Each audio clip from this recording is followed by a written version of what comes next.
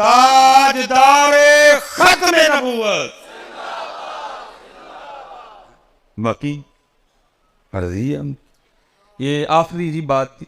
یہ لاہور میں ایک بزرگ ہوئے ہیں پیر سید نادر حسین شاہ گیلانی رحمۃ اللہ، بڑی کمال شخصیت تھی. مرضی ہے مالکوں کی، جس کو چاہیں جتنا مرضی پاپولر کر دیں، جس کو چاہے چھپا کے رکھے.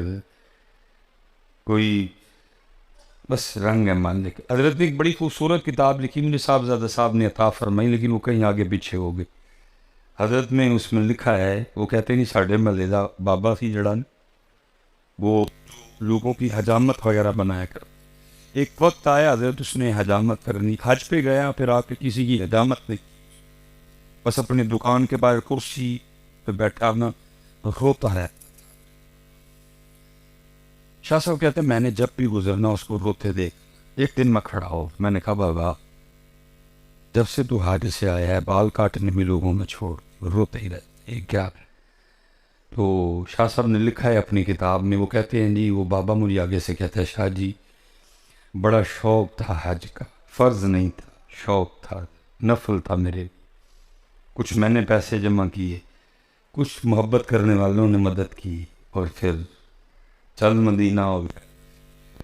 کہتے ہیں حج کی سعادت عظمیٰ سے سرفراز اب مدینہ پاک حاضری تھی. کہتے ہیں جب میں سنہری جالیوں کے سامنے وہ ہے حاضر ہوا نا اور درود السلام کا نذرانہ پیش کر رہا تھا اور بے خودی سی طاری ہوئی. کیونکہ حضرت ہم اس بے خودی کی کیفیت سے اس لیے محروم رہ جاتے ہیں کیونکہ ہم تو جیسے اندر داخل ہوتے ہیں ہم یہ موبائل چاچا نکال لیتے ہیں. اس لیے ہم پھر اس بے خودی کی کیفیت سے، کیونکہ ہماری ساری کی ساری توجہ اس کی طرف ہوتی. اس دن حضرت ایک دوست نے نا وہ ریاض الجنہ شریف میں بیٹھ کے اپنی تصویر اپلوڈ، میرا دل سڑ بل گیا حضرت. میں نے کہا یہ کیسا بندہ ہے، ریاض الجنہ میں بیٹھ کے بھی اس کی توجہ ان کے بجائے موبائل کی طرف تھی. ایسا بد نصیب ہے یہ حضرت، اتنے قریب نبی پاک علیہ السلام کے، لیکن اس کی توجہ پھر موبائل کی طرف ہی رہی ہے. اس لیے ہم اس بے خودی کی کیفیت سے محروم رہے کیونکہ ہماری ساری توجہ موبائل پہ ہوتی ہے. وہ کہتے ہیں جی میں سلام پیش کر رہا تھا، بے خودی طاری ہوئی اور بے خودی میں دل چاہا کہ میں آپ کی سنہری جالیوں کو نہ ہاتھ لگاؤں. کہتے میں نے دیکھا سامنے شرطا کھڑا ہے، اتنا بڑا ڈنڈا ہے اس کے ہاتھ میں، لیکن بے خطر کود پڑا آتش نمرود میں. عاشقانوں کے تو ڈر لگتا، وہ جڑا ڈردا ہے وہ عاشق ہے کوئی نہیں. وہ کہتے ہیں میں نے نہیں ڈنڈے شنڈے کی پرواہ کی، میں آگے بڑھا اور میں نے جالیوں کو ہاتھ لگا. لیکن حضرت آپ نے ادب کا دامن نہیں ہاتھ سے چھوڑنا. ہاں بے خودی طاری ہوئی تو وہ بڑی بات ہے، لیکن اگر آپ ہوش میں ہیں تو آپ نے یہ کام ہرگز نہیں.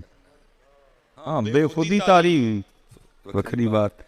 وہ کہتے ہیں میں آگے بڑھا، میں نے ہاتھ، کہتے مجھے شرطا کھڑا تھا نا وہ غیظ و غضب کی آگ میں چاند اٹھا اور اس نے میری عمر کا بھی لحاظ نہیں رکھا.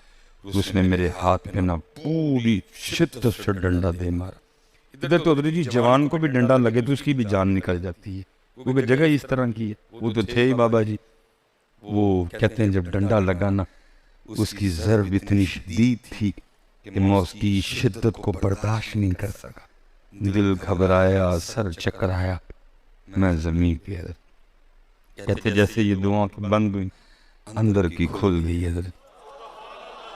کہتے ہوش میں تو زمین پہ گرا لیکن مدہوشی میں کیا دیکھتا ہوں کہ جو میرا سر ہے وہ میرے محبوب پاک علیہ السلام کی مبارک گود ہے، اور وہ ہاتھ جس پہ شرطے نے ڈنڈا مارا ہے وہ ہاتھ آپ کے دستے مبارک میں ہے، اور دوسرا ہاتھ آپ اس ہاتھ کے اوپر رکھ کے جس پہ شرطے نے ڈنڈا مارا ہے رکھ کے نا مجھے تسلی دیتے ہوئے فرما رہے ہیں حاجی دل چھوٹا نہ کر، پھر محبوب کا کان بھی ڈنڈے تے کھانے ہی پہندے نے.